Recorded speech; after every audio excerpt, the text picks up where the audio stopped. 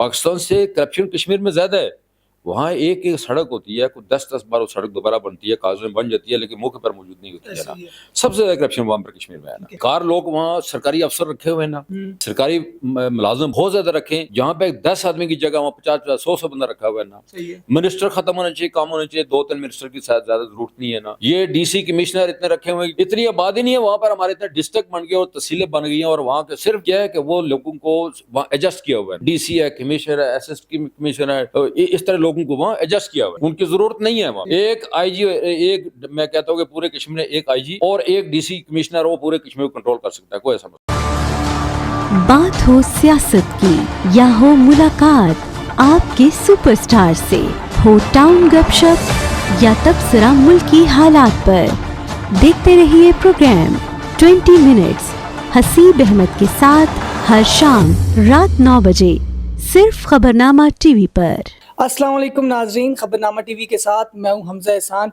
नाजरीन, इस वक्त मेरे साथ सीनियर नायब सदर Rawalpindi Islamabad photo journalist association Chaudhary M Javed साहब मौजूद हैं। सीनियर जर्नलिस्ट हैं, हम इनकी रिहाइशगाह पर मौजूद हैं और इनसे पाकिस्तान की मौजूदा सियासी और माशी सूरत हाल पर बात करेंगे। सबसे पहले चौधरी साहब आपका बहुत शुक्रिया। मैं सवाल करने से पहले आपको मुबारकबाद देना चाहता हूँ, आप सीनियर नायब सदर मुंतखब हुए हैं Rawalpindi Islamabad photo journalist association के, और यकीनन आपकी बड़ी खिदमात भी हैं, इस हवाले से क्या कहेंगे? बिस्मिल्लाहिर्रहमानिर्रहीम, आपका बहुत शुक्रिया, आप मेरी राश के बाद तशरीफ़ लेके आएँ। फ़ोटो जर्नलिस्ट एसोसिएशन के मैं 88 में हमने एसोसिएशन की बुनियाद रखी थी। उस वक्त अल्लाह बख्शे सैयद इकबाल ज़ैदी साहब थे, नवाब वक्त के चीफ फोटोग्राफ़र थे, और मैं नेशन में था, और उससे सैयद माजिद अली ना। तो वजह बनी थी फ़ोटो जर्नलिस्ट एसोसिएशन की बुनियाद रखने की कि बेनज़ीर भुट्टो हाई कोर्ट में आई है, तो वो हम थोड़े से लेट हो गए थे, तो पुलिस के साथ हमारा थोड़ा सा झगड़ा हो गया। तो शाम को ही हमने ये प्रोग्राम बनाया कि भाई हम एक प्लेटफॉर्म बनाते हैं अपनी फ़ोटो जर्नलिस्ट का। तो फिर उसके बाद करते करते सब दोस्तों से रब्ते किए, फिर हमने एक दिन मीटिंग की, या प्रेस क्लब में मीटिंग करके हमने एसोसिएशन की बुनियाद रखी 88 से, और 88 से लेके आज तक फ़ोटो जर्नलिस्ट में प्रेसिडेंट भी रहा हूँ, चेयरमैन भी रहा हूँ, तकरीबन सारे ओहदे मेरे पास रहे ना। और अल्लाह का शुक्र है मैंने अपने दौर में भी फ़ोटो जर्नलिस्ट की खिदमत की है। सब जो मुझसे जितना हो सका मैंने किया है। वो इवेंट कराते थे यार, फोटोग्राफर जैकेट है, उसके बाद अवार्ड है न, कैश की सूरत में वो हमने दिया है, नौकरी भी लोगों को दिलवाई है, और भी मदद करते रहे ना। तो मैं नाम नहीं लेना चाहता, इंशाल्लाह का शुक्र है कि तमाम फोटोग्राफर की खिदमत थे। मतलब जो ऑर्गेनाइजेशन बनाने का मकसद था वो फोटो जर्नलिस्ट के हकूक का तहफ़्फ़ुज़ था। जी, सबसे बड़ा तहफ़्फ़ुज़ तो ये था कि हमें कई मुश्किलात पैदा होती थी, कई इवेंट में जाते थे, वहाँ इंतज़ामी के साथ हमारे मामलात होते थे, ख़ासतौर पे पुलिस के साथ होते थे ना। तो वो उस वजह से हमने सोचा कि ये प्लेटफॉर्म होना चाहिए ना। हमारे बड़े बड़े रईस में BK बंगी साहब रहे प्रेसिडेंट में, रफ़ीक नाज़ रहे, जावेद नासिर साहब रहे, और भी तमाम तकरीबन अब्दुल हमीद साहब रहे हमारे साथ ना।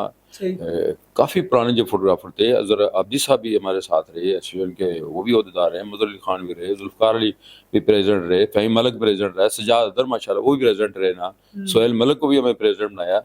तो सबको ही बनाया, लेकिन कोशिश किया हमने फ़ोटो जर्नलिस्ट की खिदमत करने की।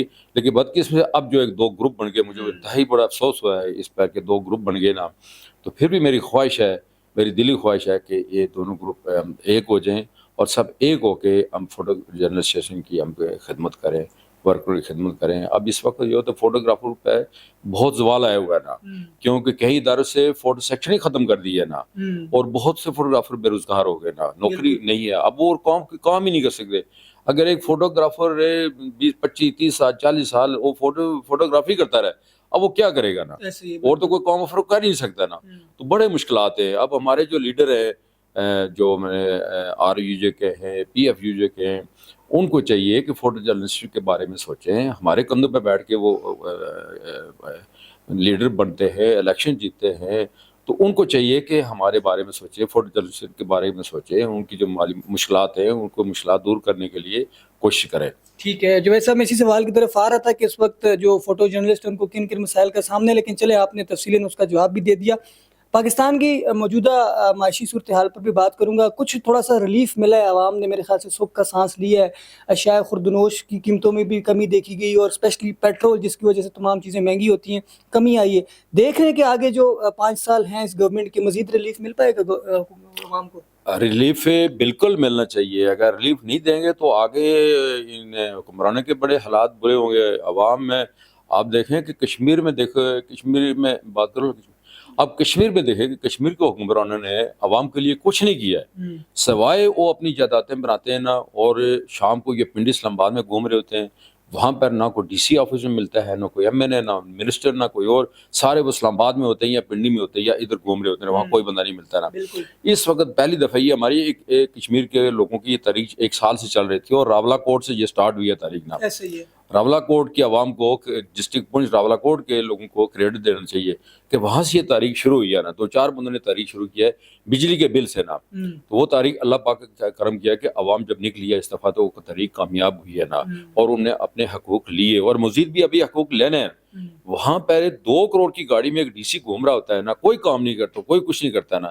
منسٹر 60-65 لاکھ کی آبادی ہے کشمیر کی، اور 30-35 وہ منسٹر بیٹھے، وہ کیا کام کرتے ہیں نا، ان کی کوئی ضرورت نہیں ہے نا۔ ایک چیف سیکرٹری کشمیر کو چلا سکتا ہے نا، بس ایک وزیر اعظم ہو، صدر ہو، اور بس چیف سیکرٹری ہو، بس، اور کسی عہدے کی کسی منسٹر کی ضرورت ہی نہیں ہے نا، اور اتنا بوجھ وہاں ڈالا ہوا ہے۔ دوسری بات یہ ہے کہ ہماری وہ ریالٹی ہے منگلا ڈیم کی ہے، نیلم جیلم کی ہے، اور صرف وہ ریالٹی جو پاکستان سے ہمیں ملتی ہے، اگر وہ بھی ایک سال اگر کشمیر پہ لگا دے تو وہ کشمیر کا نقشہ بدل جائے گا۔ پاکستان سے کرپشن کشمیر میں زیادہ ہے، وہاں ایک سڑک ہوتی ہے، 10 بار وہ سڑک دوبارہ بنتی ہے، کاغذ میں بن جاتی ہے، لیکن موقع پر موجود نہیں ہوتی ہے نا۔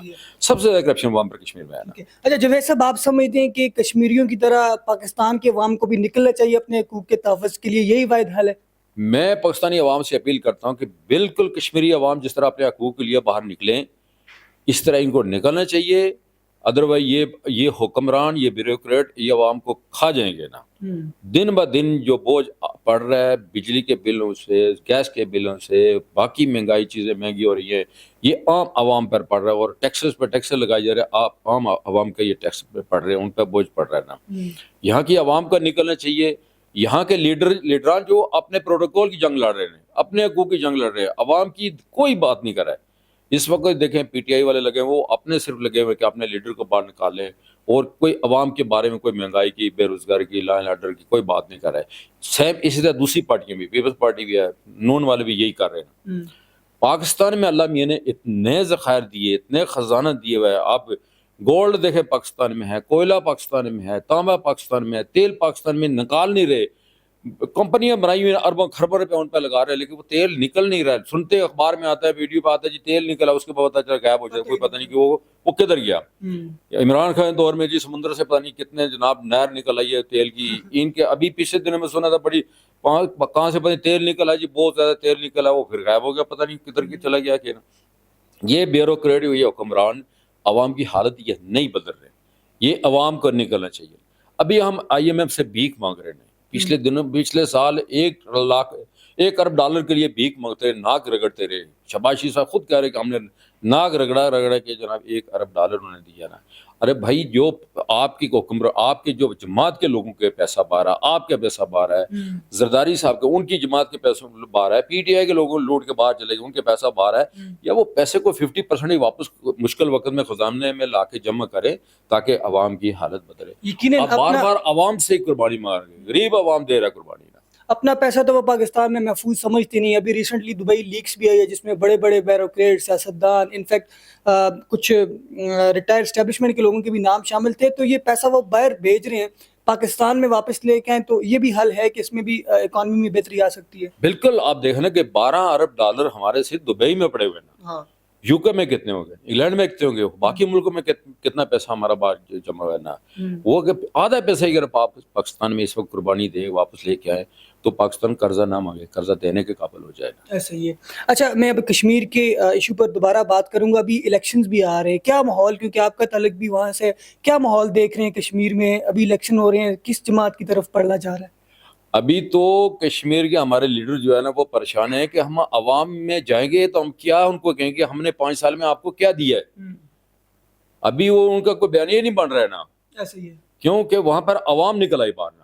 تو مجھے تو لگ رہا ہے کہ یہ جو عوامی ایکشن کمیٹی بنی تھی، اگر انہوں نے بندے کھڑے کر دیے حلقے سے، تو یہ سارے صفایا ہو جائے گا سب کا نا، وہ لوگ آ جائیں گے۔ اور میں چاہتا ہوں کہ ان لوگوں کو آنا چاہیے، ان کو الیکشن میں ایسا لینا چاہیے نا، کیونکہ ان کی قربانی ہے، وہ باہر نکلے، عوام کو یوٹیلائز کیا انہوں نے اور اپنے حقوق لیے۔ ابھی حقوق لینے ابھی تو کچھ بھی نہیں ہوا ہے. یہ تو 10% 20% حقوق ملے بھی, ابھی لینے باقی حقوق نا. اچھا ایک تو چلو وہ مہنگائی کی حوالے سے نکلے اور وہ لوگ جو حکومت ہے انہوں نے ان کی بات مان بھی لی, کچھ ان کے ڈیمانڈس تھی اس کو پورا کر دیا.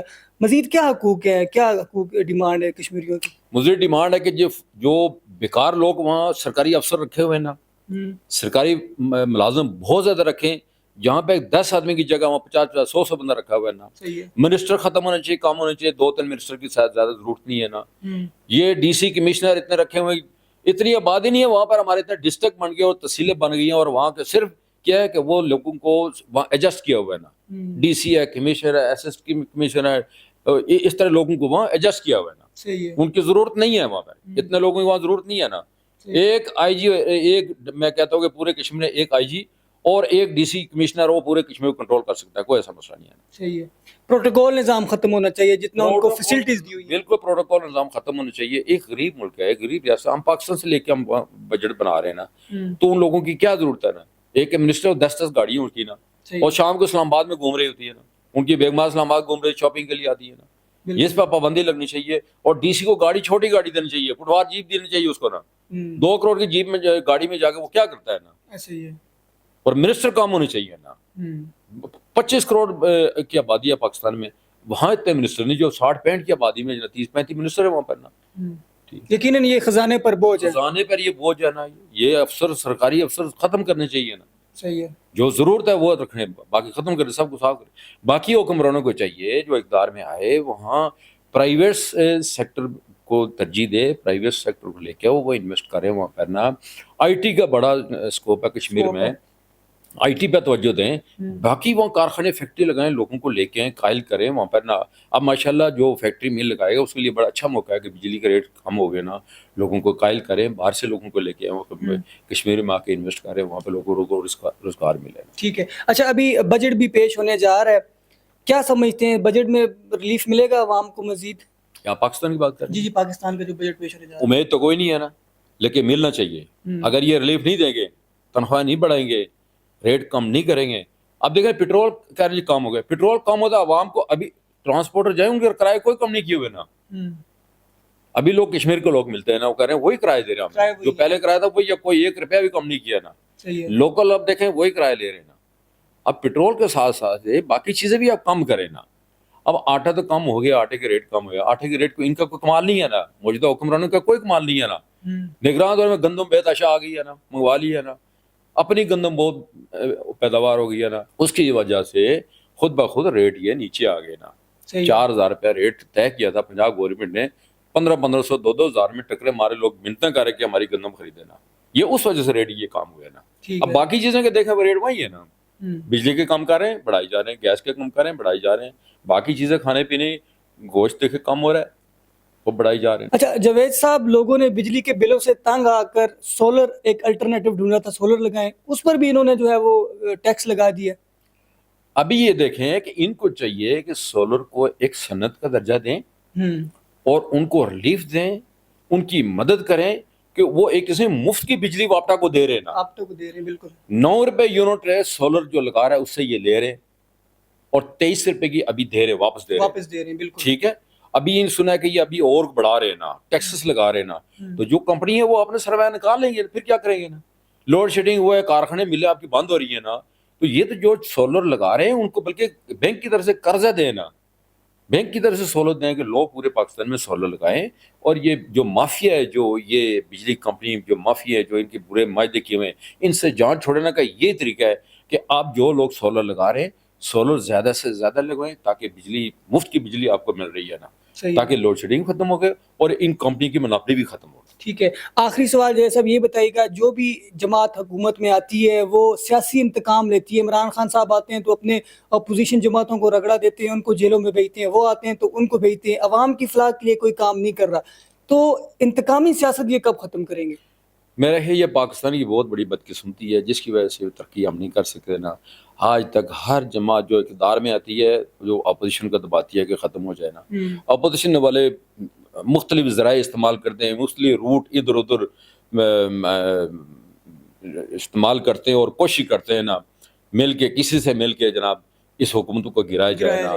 تو یہ پاکستان میں صرف اسی وجہ سے جو ہمارا پاکستان ترقی نہیں کر رہا ہے, استحکام نہیں آ رہا ہے نا, صرف یہی وجہ ہے نا. باقی اللہ میاں نے ہر چیز, یہ ایک دفعہ یہ بیٹھ جائیں, خدا کے لیے ایک دفعہ بیٹھ جائیں, 5 سال کے لیے بیٹھ جائیں, ایک حکومت 5 سال پوری کرے, باقی اپوزیشن اس حکومت کی سپورٹ کرے تاکہ پاکستان یہ ترقی کرے اور عوام اس مہنگائی, بے روزگاری اور قرضے کے بوجھ سے جان چھوٹے. ٹھیک ہے, آخر میں یہ بتائیے گا, اس حکومت کو 5 سال پورے ہوتے ہوئے دیکھ رہے ہیں کیونکہ مختلف کیسز لگے ہوئے ہیں, اسلام آباد کے بھی 3 حلقوں کے کیسز لگے ہوئے ہیں, تو اس گورنمنٹ کو لگ رہا ہے آپ کو کہ 5 سال پورے کریں گے؟ پاکستان میں تو بدقسمتی سے آج تک کسی وزیر اعظم نے 5 سال پورے نہیں کیے نا. یا کسی کو پھانسی دے دی ہے, یا کسی کو مار دیا ہے, یا کسی کو نائل کر دیا. ایسا ہی ہے. تو یہ ان سب کو مل کے ہر ادارے کو سوچنا چاہیے کہ خدا کے لیے اس وقت پاکستان کی سوچیں, پاکستان کی عوام کی سوچیں, اور سب مل کے اپنی اپنی حدود میں رہ کے سب مل کے اس پاکستان کی ترقی کے لیے سوچیں, اس عوام کے لیے سوچیں. ٹھیک ہے, یہ آخری موقع ہمارے پاس, یہ ہمارے پاس یہ آخری موقع ہے. اگر اس دفعہ کچھ نہ کر سکے تو پھر اللہ حافظ. ٹھیک ہے, بہت شکریہ, بڑی تفصیل سے گفتگو کی.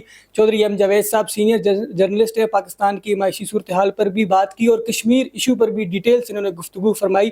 فیڈ بیک ضرور دیجیے گا, آپ کیا سمجھتے ہیں پاکستان میں کیا اصلاحات ہونی چاہیے, گورنمنٹ کو کیا اقدامات کرنے چاہیے, اور اسپیشلی کشمیر کا جو ایشو ہے اس کے بارے میں آپ کیا سمجھتے ہیں, اپنے کمنٹ باکس میں جو ہے وہ اپنا اظہار ضرور کیجیے گا. ہمارے یوٹیوب چینل خبرنامہ ٹی وی کو سبسکرائب, فیس بک پیج کو فالو اور لائک کیجیے تاکہ مزید انفارمیٹو ویڈیوز پولیٹیکل ایشوز پر آپ بات کریں اور آپ تک ویڈیوز پہنچتی رہیں. شکریہ.